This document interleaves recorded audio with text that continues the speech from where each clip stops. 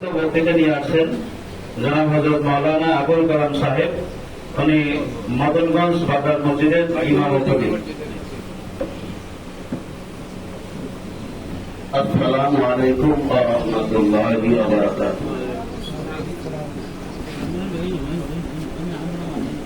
Alinagar দারুসুলাত model মাদ্রাসা কর্তৃক আয়োজিত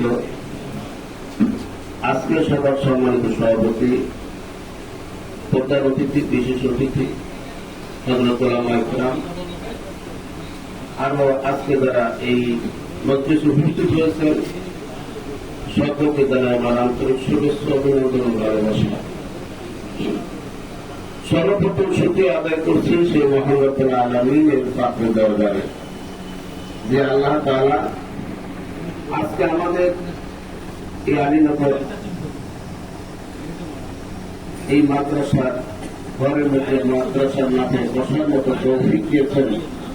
এজন্য শুকরিয়া আদায় করি, আলহামদুলিল্লাহ।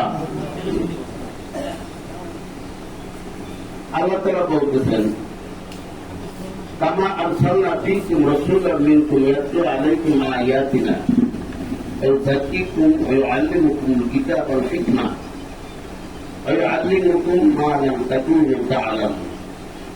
সূরা বাকারা আয়াত নম্বর 151। যেমন আমি তোমাদের জন্য স্বয়ং তোমাদেরই মধ্য হতে একজন রাসূল পাঠিয়েছি যে তোমাদেরকে আমার আয়াত পড়ে শোনায়, তোমাদের জীবন পরিশুদ্ধ ও উৎকর্ষিত করে এবং তোমাদেরকে কিতাব ও হিকমতের শিক্ষা দেয় এবং যেসব কথা তোমাদের জানা নেই তা জানিয়ে দেয়। আমার ভাইয়েরা, আমার বন্ধুরা, আমি একটা দায়িত্ব আছে, তাড়াতাড়ি দিতে হবে, এই জন্য অতি সংক্ষিপ্ত আলোচনা শেষ করি। আমার আগে অনেক বক্তারা অনেক আলোচনা করছেন। তলাবুল ইলমি ফারিদাতুন আলা কুল্লি মুসলিমিন ওয়া মুসলিমা। দ্বীনি ইলম শিক্ষা করা প্রত্যেক নর নারীর উপর ফরজ। ওয়াজিব না, সুন্নাত না, মুস্তাহাব না, ফরজ। অর্থাৎ এই ফরজ কাজ যদি আমরা না করি, এই ফরজ আমল যদি আমরা না করি, তাহলে কিন্তু আমরা সামনে বিপদগ্রস্ত, ক্ষতিগ্রস্ত হব। আরেকটি হাদিসে রাসূলুল্লাহ সাল্লাল্লাহু আলাইহি ওয়াসাল্লাম বলেছেন, খায়রুকুম মান তাআল্লামাল কুরআন ওয়া আল্লামা। তোমাদের মধ্যে সর্বোত্তম ওই ব্যক্তি যে কোরআন হাদিস শিক্ষা করে এবং অপরকে শিক্ষা দেয়। এই অপরকে শিক্ষা দেয় এবং যে শিক্ষা করে সেই সর্বোত্তম ব্যক্তি। এই কথা রাসূলুল্লাহ সাল্লাল্লাহু আলাইহি ওয়াসাল্লাম বলেছেন। আমাদের উপরে এর উপর বিশ্বাস রাখতে হবে, 100 ভাগে 100 ভাগ বিশ্বাস রাখতে হবে যে আমাদের মধ্যে সর্বোত্তম ওই ব্যক্তি যে নিজে কোরআন হাদিস শিক্ষা করে, অপরকে কোরআন হাদিস শিক্ষা দেয়। আমি অতি সংক্ষিপ্ত আকারে বিশ্বাস করছি একটা হাদিস বলে।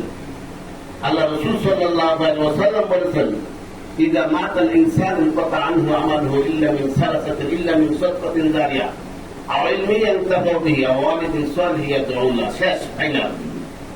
রাসূলুল্লাহ সাল্লাল্লাহু আলাইহি ওয়াসাল্লাম বলেছেন, মানুষ যখন মারা যায় তখন সকল আমলের সব বন্ধ হয়ে যায়। 3টি আমলের সব সবসময় জারি থাকে। একটা হলো সদকা জারিয়া, 2 নম্বরে এমন বিদ্যা যা দ্বারা মানুষ উপকৃত হয়, 3 নম্বরে দোয়াকারী নেককার সন্তান। আমার ভাইয়েরা, আমার বন্ধুরা, মানুষ যখন মারা যায় 500 কোটি টাকার মালিকও যদি হয়, 1000 কোটি টাকার মালিকও যদি হয়, যখন মারা যায় তার সাথে কোনো কিছুই যায় না। 1000 কোটি টাকার 1 কোটি টাকাও তার সাথে যায় না, 500 কোটি টাকার মালিকের 1টা টাকাও তার সাথে যায় না। কিন্তু এই 3টা কাজ যতদিন পর্যন্ত সে কবরে শুয়ে থাকবে, কিয়ামত পর্যন্ত তার আমল নামায় সব যেতেই থাকবে।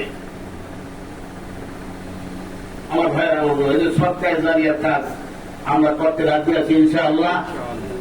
এরপর 2 নম্বরে উপকারী বিদ্যা, এমন বিদ্যা যার দ্বারা মানুষ উপকৃত হয়, যেমন মাদ্রাসা, খানকা, বিভিন্ন ধরনের এই যে ধর্মীয় শিক্ষা যার দ্বারা মানুষ উপকৃত হয়। 3 নম্বরে দোয়াকারী নেককার সন্তান। দোয়াকারী নেককার সন্তান যদি আমরা রেখে যাইতে পারি, আর এই সন্তান যখন বাবার মৃত্যুর ফলে হাত উঠবে আল্লাহ করবে, আল্লাহ আমার বাবার গুনাহ মাফ করো, আমার মায়ের গুনাহ মাফ করো, দাদা দাদির গুনাহ মাফ করবো। আমরা আলেমরা দোয়া করলে যেটা না হবে কবুল হতে পারে, নাও হতে পারে। সন্তান যখন আল্লাহ দরবারে হাত তুলে আল্লাহর কাছে দোয়া করবে, আল্লাহ তাআলা 100 বার দোয়া আল্লাহ দরবারে কবুল হয়ে যাবে এবং কবরে আল্লাহ তাআলা শান্তি দিয়ে দিবে। আমি যতটুকু বললাম শুনলাম, আমাদের সকলকে বোঝার তৌফিক দান করুন, আমল করার তৌফিক আল্লাহ তাআলা দান করুন। আলহামদুলিল্লাহ রাব্বিল আলামিন।